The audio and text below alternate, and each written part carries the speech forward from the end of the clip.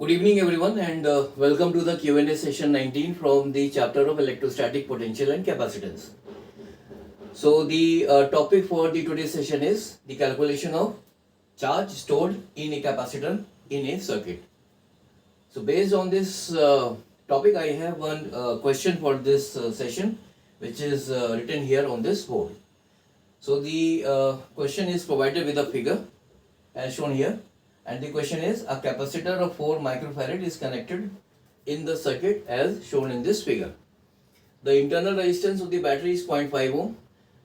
So the charge on the capacitor plates is, so there are 4 options here and we have to find the correct option. So in this circuit, this is a battery which has got an internal resistance of 0.5 ohm as written here, and this capacitor of 4 microfarad is connected in the circuit as shown. So here from this figure we can see that the branches EF, CD and AB are in parallel to each other.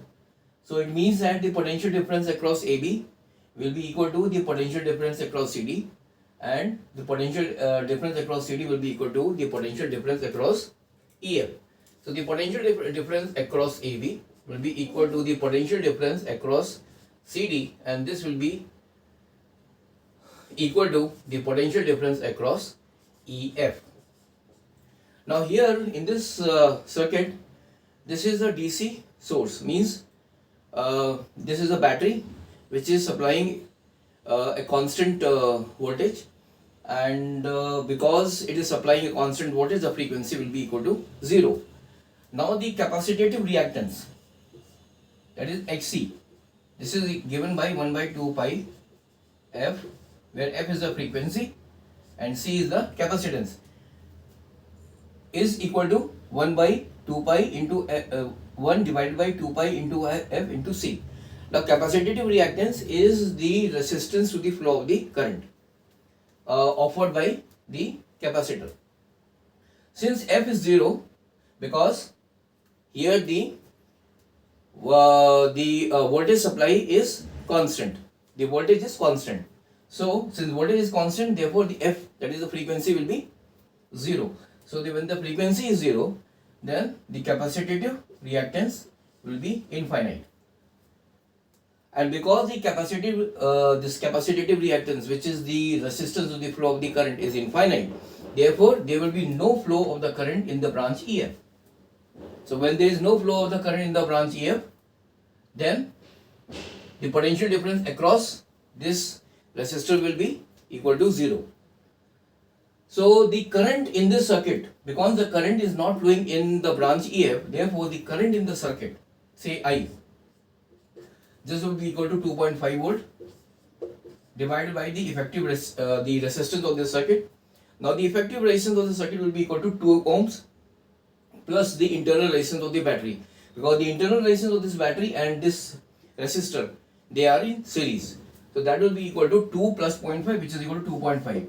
Now the effective resistance will not while calculating the effective resistance, this 10 ohm resistance will not be taken into account because there is no flow of current in the branch EF. So the current in this circuit will be equal to 2.5 divided by 2.5, which is equal to 1 ampere. So the potential difference across AB, this will be equal to 2 multiplied by 1, which is equal to 2 volts. So the potential difference across EF will also be equal to 2 volts, because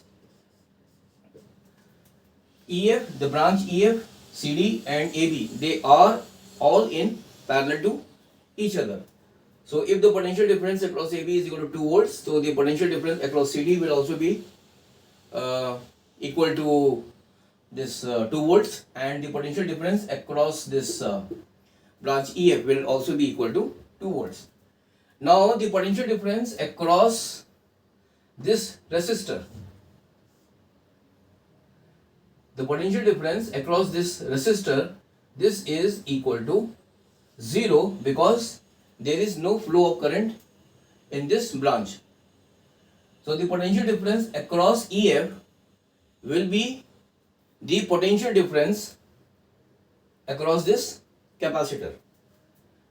So the charge on the capacitor, which is equal to C into V, will be equal to 4 microfarad multiplied by V. V is the potential difference across this capacitor.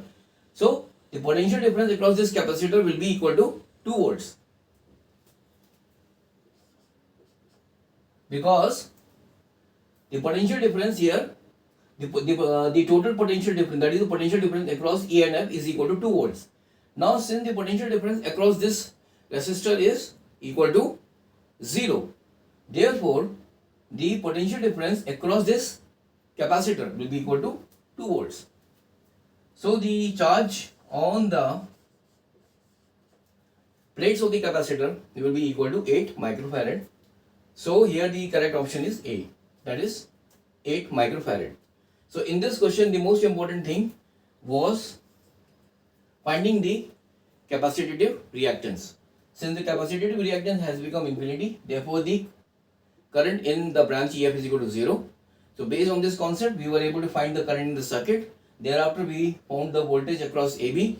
Since the voltage across AB is equal to the voltage across CD, and it is equal to the this voltage across EF.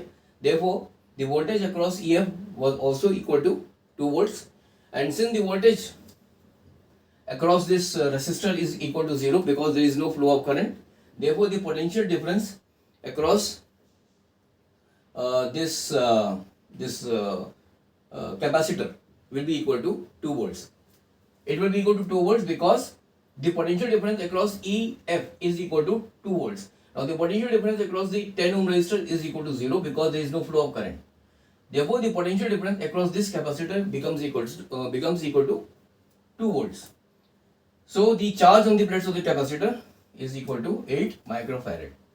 So thank you very much for joining this session. In the next session, I will be coming up with a different type of a question from the same chapter of electrostatic potential and capacitance. So till then, have a nice day. Bye.